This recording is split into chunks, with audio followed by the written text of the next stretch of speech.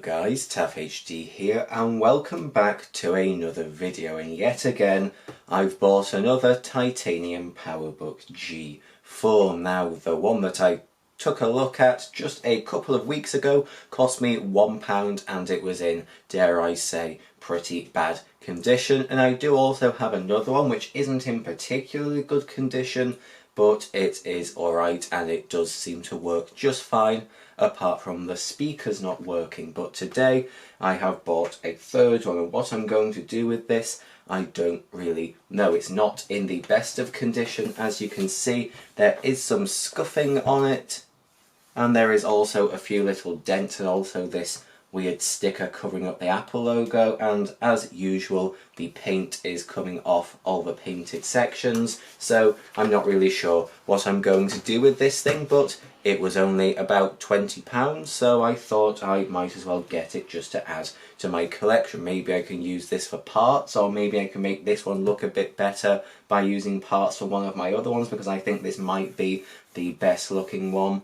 I think this has less dents and scratches than the one that I've had for nearly a year. Of course, the £1 one is hideous, and I don't really have anything to do with that, but maybe this one can be used for parts, or maybe I can use parts to make this one better. I've not really decided yet, but yeah, I've got another one to add to my collection. Now, not only did I get the PowerBook for £20, I also got the original install discs. I've not actually taken a look at this properly yet, so let's take these discs out of this little bag and make sure that we do actually have them all.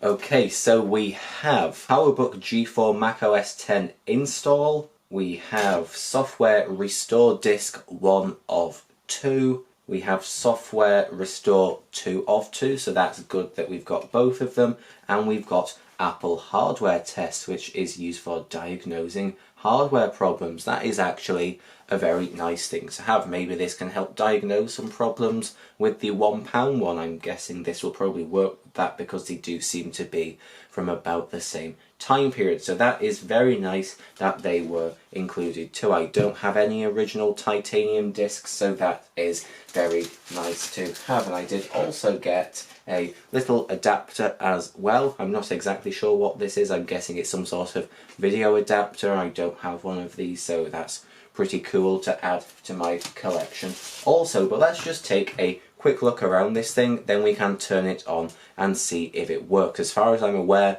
this thing does work. It was sold as spares or repair because the battery doesn't work, but as far as I'm aware, that is the only reason. So hopefully we'll be able to turn this on and actually do something with it. So let's just take a look around it to start with.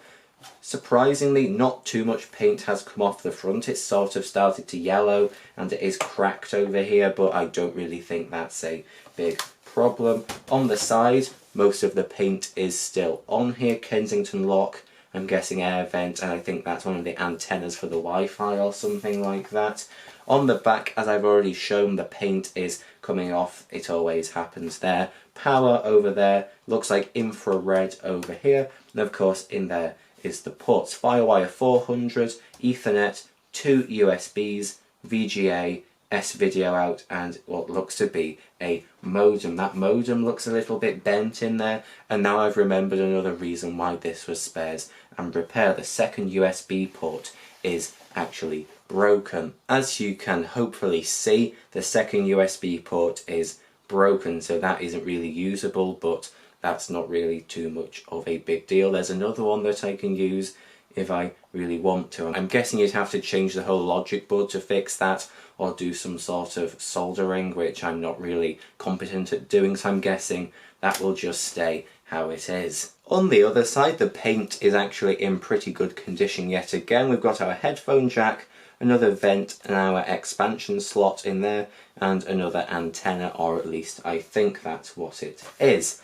On the bottom, it's actually not too bad, to be honest. We have 2 feet, 2 of them are missing, and there's some sort of marks over here. Not too sure what that's all about. And this battery, as you can tell, is the wrong colour, and it's actually made out of plastic. This is a replacement battery because the original stopped working, but also this one never actually worked in this machine, so it's believed that the machine has got power problems and the battery is not the problem. So this battery never did work properly in this machine, but I'll keep it in there just for the fun of it. So let's take a look at the lid again. As I've already said, it's a little bit scratched and a little bit dented. We do also have this sticker on here. I'll be leaving this on for now, just so I don't pull all the coating off the surface. I don't really want to do that. I guess I'll use a hairdryer to try and get that off at a later date, but overall for £20 I really don't think this is in too bad of a condition. Also, I think this is a 2001 one, just like the £1 ones. In the same amount of time that got absolutely mutilated,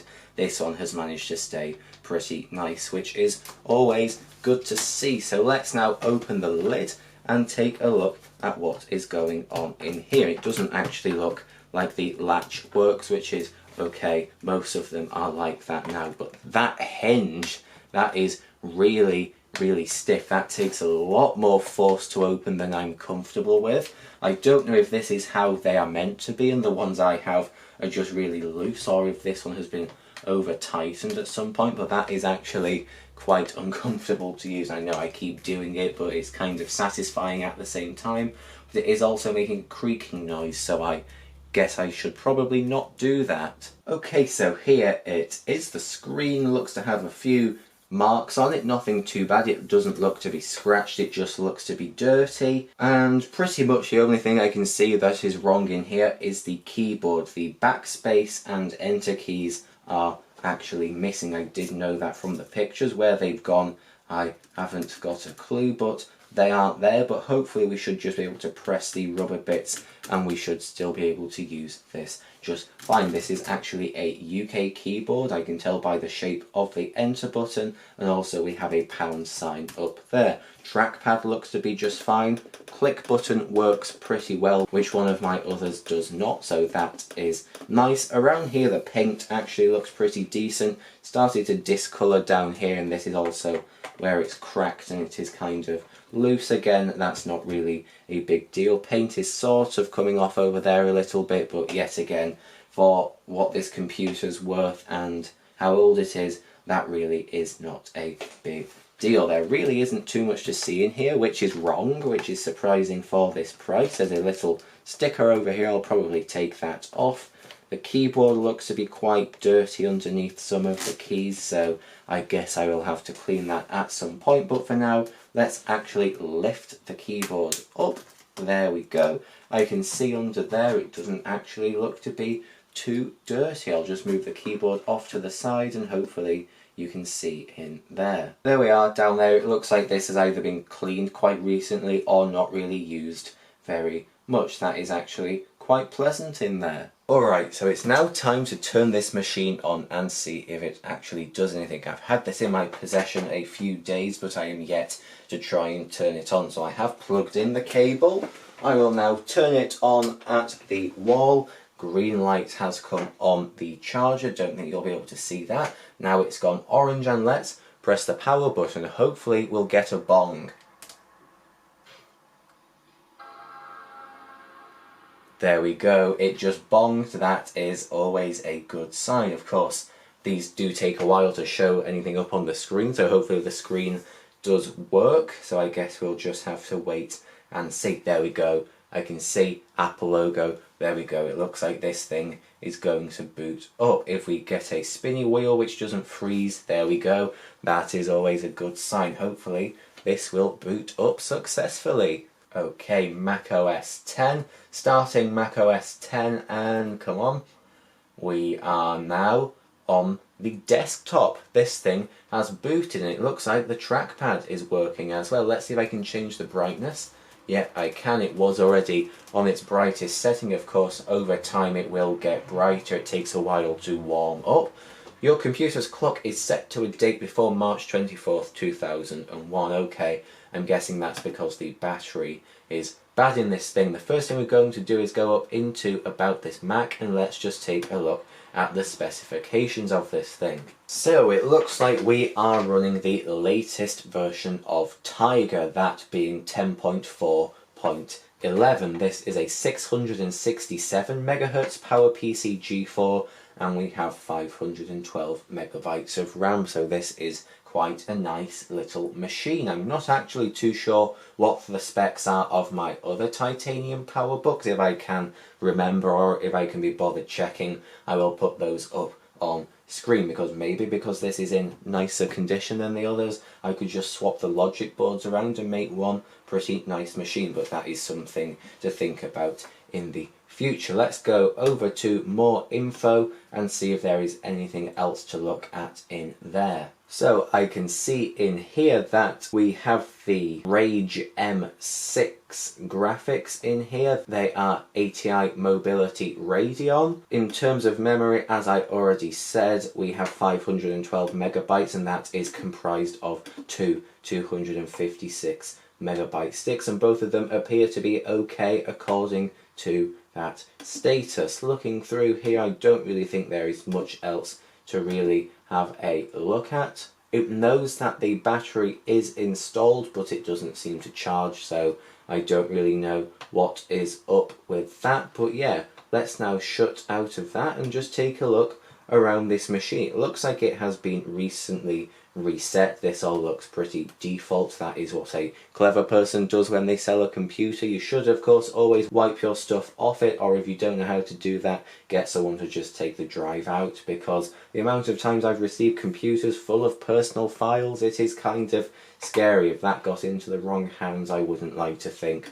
what could happen. But we've got a folder here on the desktop, and it looks to be completely empty. But down here it says that we've got 87.29 gigabytes available, so I'm guessing this drive is probably a 100 gigabyte drive or something like that. I'm not too sure. I'm guessing somewhere around that mark. Let's just take a look at here. There's not really much on here in terms of applications. We've only got 5 applications: Disk Utility, Firefox, Startup Disk, System Profiler, and Terminals. It looks like someone has just been going around deleting everything that they can. So does that mean everything in the dock isn't actually there? Let's try and open Mail.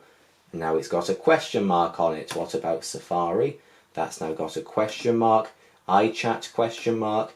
QuickTime Player question mark. So it looks like someone has just deleted absolutely everything off here. System Preferences, that still works, and the keyboard just worked because I just did Command Q, so that is always nice. But yeah, it looks like someone has just deleted absolutely everything they could off this thing, which is kind of funny, but also the most sensible thing to do, I think. This is the account folder. I'm guessing there is nothing too exciting in here. Documents is empty. Library has got things in it, but I'm guessing most of it is just useless stuff. Yeah, it looks like everything has just been wiped off here. Movies, is there anything in there? Nope. Let's go back to applications and see if Firefox will open. No, it's damaged or incomplete. What a surprise. There's definitely lots of things which have been deleted off here, so I guess that these install disks, which I've got, may actually come in handy quite soon to install macOS back on this thing. But because these are the original disks, I'm guessing these will install a very early version of OS X and not Tiger, so maybe I will somehow dual boot this between Tiger and whatever's on here. It looks to be macOS version 10.1, so that is very old, but it would also be cool to have the original OS on here. Maybe we could do a comparison between the performance of the original OS versus Tiger, so maybe we can do that in the future. For now I will just leave this as it is, but stay tuned for an upcoming video where we will try and reinstall the original OS, so that should be quite fun. But there really doesn't seem to be anything to really look at on here. I think we should try the optical drive, so I'm going to put in the Apple hardware test. Of course on these the disk drive is in the front, so I will just slide that in. No, I am not letting it take that. No. That didn't sound very good. It started to take it, but then it just got jammed, so I managed to pull it out before it got sucked in. But yeah, I'm not going to try that optical drive today. I'll try something like a blank disc at some point. I don't really want to put an original Apple disc in there only to have it eaten. So yeah, I don't really think there's anything else to see in this video. This thing seems to be working just fine. It's not in the best of condition, it's also not in the worst condition, so I think that this is a pretty nice little machine, and I think that that will pretty much be it for this video. We've got a working Titanium PowerBook to add to my collection, and it was only £20, so I think that that is pretty good going. So I'll probably just turn this off, put it in the box with my other two until the next time I make a video about this. So the next time you see this machine, I think we will be installing the original OS on here, just to have a bit of a play around with. I've got the original discs, so why not use them? So I think that that will be pretty cool. So if you would like to see that, please do subscribe and stick around. That should be within the coming weeks with any luck. So let's just turn this thing off now, and hopefully it will turn back on the next time. The drive sounds pretty quiet and I've not seen any graphical problems, so hopefully this will be a nice reliable machine to have in my collection. So let's shut it down, wait for it to go off, then I will end this video. Okay, so there we are. This thing does actually work, and hopefully we will see this on the channel again in the not too distant future. I'm actually surprised that for £20 this thing, number one, turned up, number two, turned up without getting absolutely destroyed in shipping, and number three, works at all, and it seems to work just fine. So I am very, very happy with that. So that will now be it for this video. Thank you for watching, and I'll see you in the next one, which will probably be some more old Mac content, and hopefully in the near future we will have more content on this particular machine. So thank you again for watching, and I will see you in the next one. Goodbye.